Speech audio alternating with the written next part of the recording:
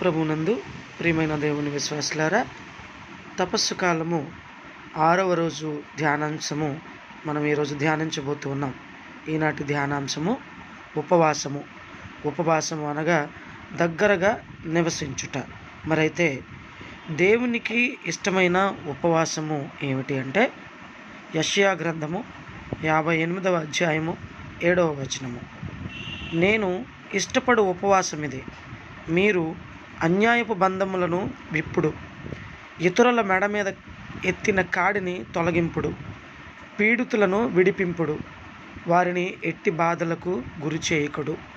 అనగా ప్రియమైనటువంటి దేవుని బిడ్డలారా, అనుదినము మన సాటి వారితో మన జీవన విధానము ఏ విధంగా ఉంది, మరి సాటివారి పట్ల మనం చేస్తున్నటువంటి పాపములను తగ్గించుకోమని, విడిచిపెట్టమని ఈ వాక్యం ద్వారా మనకి తెలియపరుస్తుంది. దేవునికి దగ్గరగా నివాసం, ధ్యానం, ప్రార్థనల ద్వారా మనలోని పాపం విడిచిపెట్టి హృదయ పరివర్తన తండ్రి చెంతకు చేరుట నిజమైన ఉపవాసము చేయవచ్చును. ఆనాడు దావీదు మహారాజు, అలాగే మోషే ప్రవక్త, అలాగే ఎస్తేరు రాణి, అలాగే పాపపు జీవితము జీవిస్తున్న నినేవే పట్టణ ప్రజలు దేవుని యొక్క హెచ్చరిక ద్వారా మరి ఉపవాసము చేసి దేవునికి ఇష్టమైన బిడ్డలుగా మారడం మనం చూసాం. అంటే ఉపేక్షించుకొనుట, పా అంటే పరీక్షించుకొనుట, వా అంటే వాక్య పఠనం, సా అంటే సమర్పించుకొనుట, ము అంటే ముక్తిని పొందుట. మరి ఇది ఉపవాసం యొక్క అర్థము. కాబట్టి ప్రియమైన దేవుని బిడ్డలారా, మరి దేవునికి దగ్గరగా మనందరం ఉండడానికి ఉపవాసం చేద్దాం. ఆత్మ పరిశీలన. పేరుకు మాత్రమే ఉపవాసం చేస్తున్నామా? దేవునికి ఇష్టమైన ఉపవాసము ఆచరిస్తున్నామా? ప్రార్థన.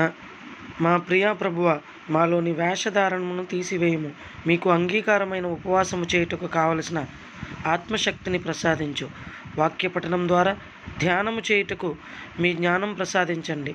మాలోని పాపములను ఒప్పుకొని విడిచిపెట్టుటకు కావలసిన ఆత్మశక్తిని ప్రసాదించమని మా నాథుడైన యేసుక్రీస్తు నామమున మనవి చేసి వేడుకొనుచున్నాము పరమ తండ్రి. ఆమేన్.